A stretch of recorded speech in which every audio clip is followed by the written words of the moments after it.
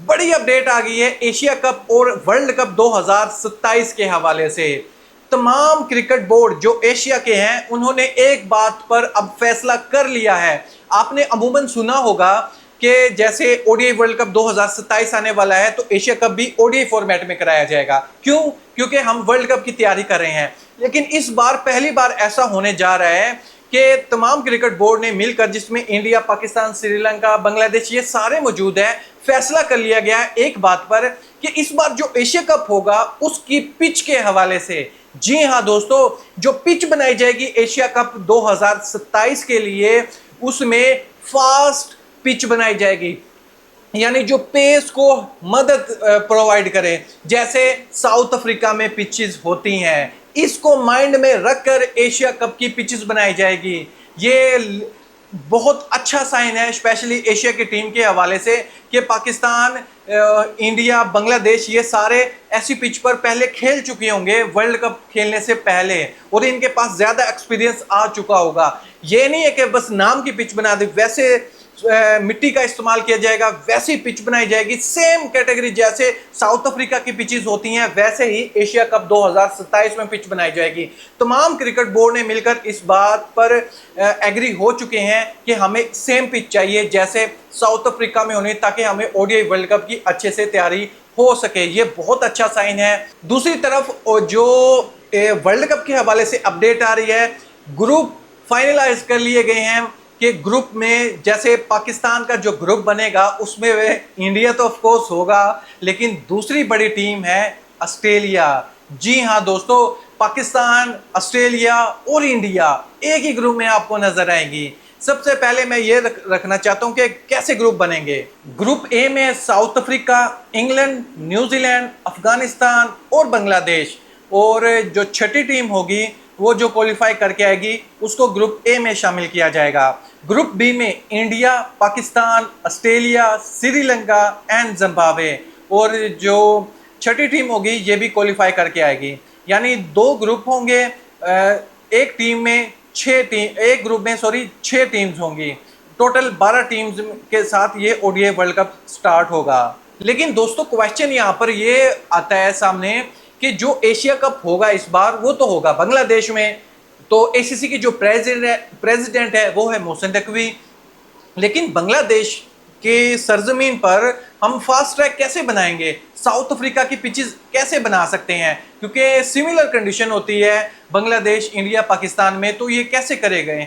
तो ये तमाम क्रिकेट बोर्ड की तरफ से जो सामने आई है मीटिंग के हवाले से वो सब मैनेज कर लेंगे, चाहे बांग्लादेश की जगह हो या कोई भी जगह हो, ये पिचेस बना सकते हैं। टेक्नोलॉजी का दौर है, यहाँ पर कोई फर्क पड़ने वाला नहीं है। यहाँ तक के बांग्लादेश की तरफ से वेन्यू भी डिसाइड कर लिए हैं। 3 वेन्यू में ये एशिया कप 2027 करवाया जाएगा।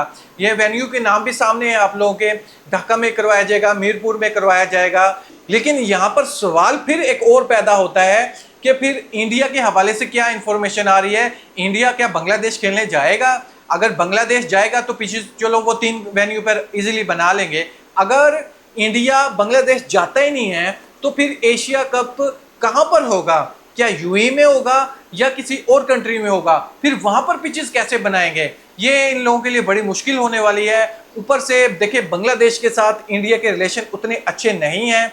इंडिया ने दावत दी थी ब्रिक्स के हवाले से, लेकिन बांग्लादेश गवर्नमेंट की तरफ से उसको इनविटेशन को रिजेक्ट कर दिया गया है। इस रिजेक्शन से दोस्तों हो सकता है कि इंडिया वर्सेस बांग्लादेश की जो सीरीज होने वाली थी फ्यूचर में, इसको भी कैंसिल किया जा सकता है और इंडिया इस सीरीज की जगह पर अफगानिस्तान के साथ ये सीरीज खेल सकती है। लेकिन यहाँ पर सारी सूरत हाल को देखते हुए, स्पेशली पिचेस के मामले को देखते हुए, पाकिस्तान, बांग्लादेश और इंडिया तीनों को अगर हम इकट्ठा बिठाएं तो बहुत मुश्किल है। अब एसीसी के प्रेसिडेंट मोहसिन नकवी है। मोहसिन नकवी ने ये इस चीज़ की मंजूरी दे दी है कि एशिया कप बांग्लादेश में होगा। अगर मोहसिन नकवी इस बात पर अड़ जाते हैं कि सिर्फ बांग्लादेश में होगा तो फिर एशिया कप बांग्लादेश होगा। लेकिन इंडिया उस तरफ से अड़ जाता है कि हम बांग्लादेश नहीं जाएंगे तो फिर प्रॉब्लम होगी, क्योंकि बांग्लादेश अपनी कंट्री की रेपुटेशन की खातिर वो इंडिया वर्ल्ड कप खेलने नहीं गया था। लेकिन इंडिया वाले वहां तो वैसे गोदी मीडिया बड़ा मशहूर है, वो अपनी सियासत को ऊपर करने के लिए ये उनके पास बहुत बड़ा मौका होगा चूरन बेचने के लिए, वो एशिया कप को स्किप कर सकते हैं। लेकिन बहुत प्रॉब्लम है अगर इंडिया एशिया कप में शामिल ही नहीं होता। एक तो रेवेन्यू का बहुत बड़ा नुकसान होगा कि एशिया जो क्रिकेट काउंसिल है उसको एक बड़ा झटका जरूर लगेगा। अगर इंडिया नहीं होता तो फिर ये एशिया कप को देखेगा कौन? टूर्नामेंट तो हो सकता है, ऑफकोर्स हो सकता है, इंडिया टीम ना आए तो तब भी टूर्नामेंट हो जाएगा। लेकिन जो ब्रॉडकास्टर के साथ कॉन्ट्रैक्ट हुआ होता है 2027 तक ये कॉन्ट्रैक्ट आई थिंक, तो फिर उसका हर्जाना कौन करेगा? क्योंकि एसीसी ने भी तो कॉन्ट्रैक्ट किया होगा ना, इन्होंने अपने मैचेस बेचे हुए हैं। जैसे हमें रिसेंटली देखा जब T20 का एशिया कप हुआ था, वहां पर 3-3 इंडिया वर्सेस पाकिस्तान के मैच हुए थे।